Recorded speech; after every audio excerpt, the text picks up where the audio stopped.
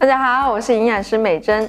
春季天气多变，早晚温差大，还下雨，时不时来个倒春寒，抵抗力差的人就很容易感冒。而感冒人最怕的就是流鼻涕，还有咳嗽。那润肺止渴该吃什么食物好呢？营养师美珍告诉你5种好食材。第一是梨，不仅富含苹果酸、胡萝卜素及多种维生素，也含有钙、磷、铁、蛋白质、脂肪等营养素。在中医眼里，梨全身都是宝，梨花、叶、根和梨皮都可以入药，具有清热、润肺、化痰、解毒等功效。对于燥热咳嗽、热感、麻疹咳嗽、气管炎咳嗽，吃点梨都有不错的食疗效果哦。第二，枇杷，它的胡萝卜素含量在水果中排名第3。中医认为枇杷果实有润肺、止渴、止咳的作用。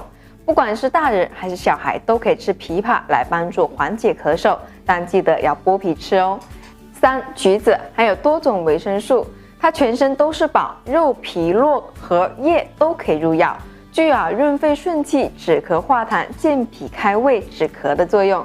我小时候咳嗽的时候，我爸就会烤橘子给我吃，通过烤橘子或者是用锅翻炒的橘子，再让小孩食用，改善咳嗽的效果会更好哦。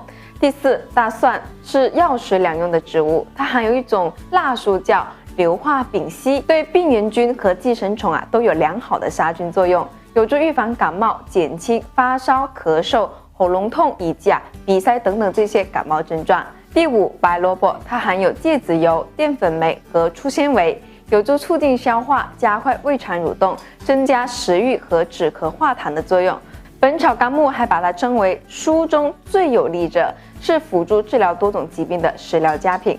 今天教大家用白萝卜做一道食疗方，有助缓解感冒引起的咳嗽咳痰的表现，而且做法是非常简单的。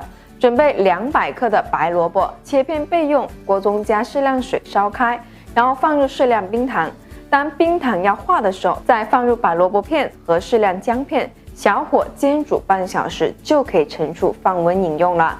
对于缓解咳嗽痰多有不错的食疗作用。